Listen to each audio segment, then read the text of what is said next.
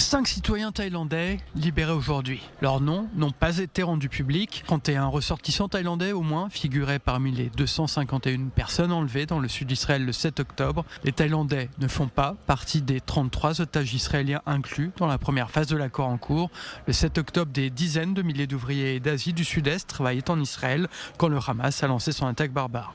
Les otages libérés aujourd'hui travaillaient comme ouvriers agricoles dans les kibboutz et moshav du pourtour de la bande de Gaza. Les Thaïlandais constituent de loin le groupe le plus nombreux et le plus durement touché durant le Shabbat noir. Au moins 32 d'entre eux ont été tués le 7 octobre selon les autorités thaïlandaises. Lors du précédent accord de libération d'otages en novembre 2023, ce sont 23 otages thaïlandais qui ont été libérés. Après 482 jours de captivité, 8 ressortissants thaïlandais ont été détenus à Gaza.